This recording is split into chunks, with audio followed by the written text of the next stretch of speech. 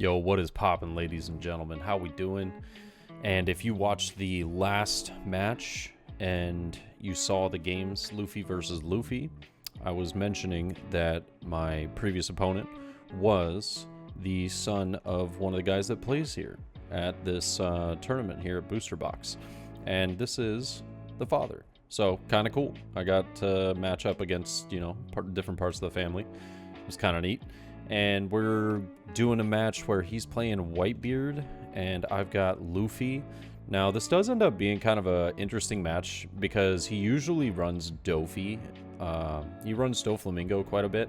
And the Doflamingo is, he is extremely good at the Doflamingo. It's funny enough that I can say that, and I've never even played against him. I have not played against him, but I've seen him at these tournaments topping every single time. So he is a very good player. But this is interesting. This is the first time I've seen him play Newgate. I'm not sure if he's played it in the past, but this is the first time I've seen him personally run the deck. And yeah, we're going to get it going. I do choose to keep. He mulligans. I've got kind of an interesting hand. I'm not sure how much I like it. I think I ended up pulling 2 Makinos, a Zoro, and like a 5-drop Luffy with something else. I really don't know, if I'm being honest. But yeah, this it looks like it.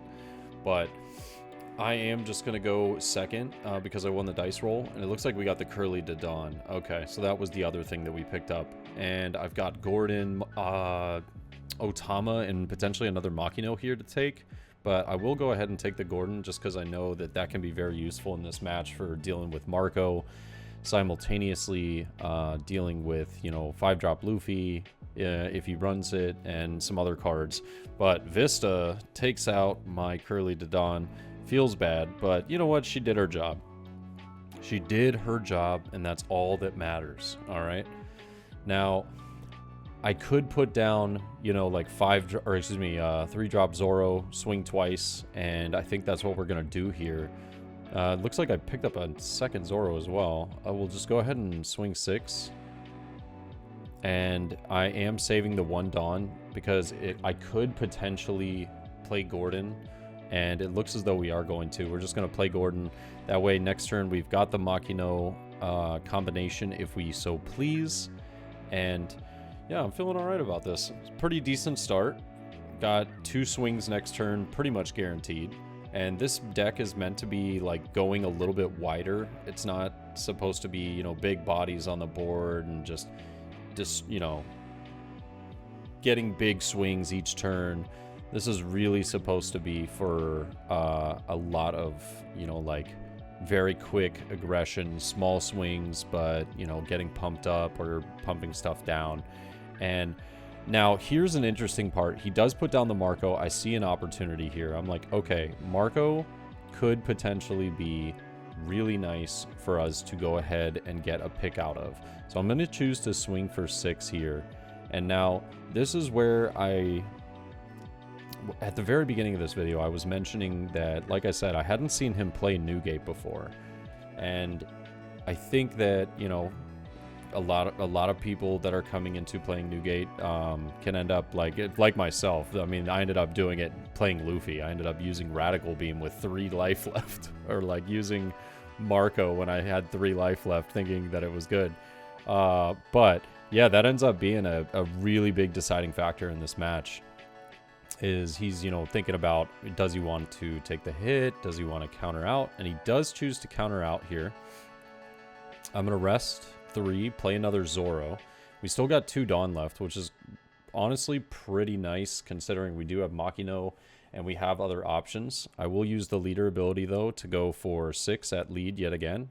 I'm just going to continuously pull resources from his hand when I can, but he'll rest the Marco and counter out with Jozu. Now I see my opportunity. My opponent can't bring Marco back, so I'm like, okay, I can try and do, I was saying it's 2 life on that, and then you can, reanimate him essentially. But I do see an opportunity to, get the Marco off the field early. And so I will go ahead and swing for, or excuse me, I rest a Dawn, and then I will put down Makino. I'm just going to turn Makino sideways, pump up the Gordon a little bit, and see if he lets the Marco go for 5. And, you know, we are whittling down quite a lot of resources from his hand this turn, so this feels really good against the Newgate right now. This feels phenomenal. You know, just want to try and get as much as we possibly can. But he does counter out of this one, and I saw that he countered out with a Marco, so I bottom decked the Gordon to, like, pretty much solidify the kill against Marco, and I choose to go 6 there against the 2,000 power Marco, and he does let it go, as he has to. And so that one block, essentially, that one counter out of that first swing was pretty huge, and he let that go, you know, he let that go pretty heavy, and I was very happy that I could have been in a, I wouldn't say a tough spot, but a harder spot with my opponent being at, you know, a certain amount of life left. And yeah, that would have been kind of annoying, honestly. But had to play around it. Now I do counter out of the swing here simply because I know that he doesn't have a ton of Dawn. He doesn't have a ton of cards in hand. So with him swinging, I'm like, okay, what are the chances that he has certain rush cards? With 5 Dawn left, I am going to 2k counter out of this to save the Zoro yet again. And he's rushing with Jozu, but I told him, I was like, isn't that with 2 life? Or am I mistaken? And so I pointed out, I was like, I could have sworn that was 2 life. And sure enough, it was, you know, and I told him, I was like, yeah, please take the Dawn back and everything. But, yeah, this deck, Whitebeard revolves around having 2 Dawn. And so that's, yeah, that's pretty huge. But I feel like this was just a unfortunate moment for my opponent here. I felt kind of bad because, you know, he was trying to play cards, but unfortunately the cards just weren't being able to work out for the amount of Dawn that he had. And that's why I countered out of the Zoros the way that I did, simply because I knew that I was going to be able to save 1 or 2 of them and whittle down even more resources next turn, and then just go for the big KO swing. So that was kind of my plan in this match after I saw the first couple of swings, but I wasn't aware that, you know, the 2 life factor was going to be such a big deal in this matchup. But it did end up being quite a big thing. Yeah. And I don't know if he really has much of a play now, but he is going to put down the Jozu and just take the life. It looks like he just wants the body on the board for the next turn to come around so that he can start to whittle away at some of these cards I've got on board, like Zoro, Makino. Makino is not really useful at the moment since we don't have a 1-cost card, and we only have 2 cards in hand. But with a lot of Dawn to work with here, we are looking to be in a pretty solid position. Not too bad at all. And I'm not sure. This was the one turn that I felt like I didn't know if this was the correct choice or not. I choose to go for 5,000 at the Vista, and I was trying to see if maybe he would save it with like a guard point or something. Not that that would be smart at all, but I was just like, let me get rid of 1 swing for the next turn. And I don't know if I like this. I feel as though I might have been better off just going like 8 or 6-6 and then, you know, like 8 with leader. But yeah, that was just that was my plan, and I'm kind of sticking with it, you know. I could go 7 here, yep, which is what we're gonna do, and he's gonna use guard point to get out of that one, and I'll put down 5-drop Luffy, and I'll go ahead and swing 7, and he'll take that hit. Going up to, I believe, 8 Dawn or maybe 9 Dawn this turn. And yeah, I've definitely put him in a bit of a pickle though, because if he uses Whitebeard, he can save the life, but it will be, I don't know, maybe not in his best interest, because he won't be able to take out all the swings that I'll have next turn.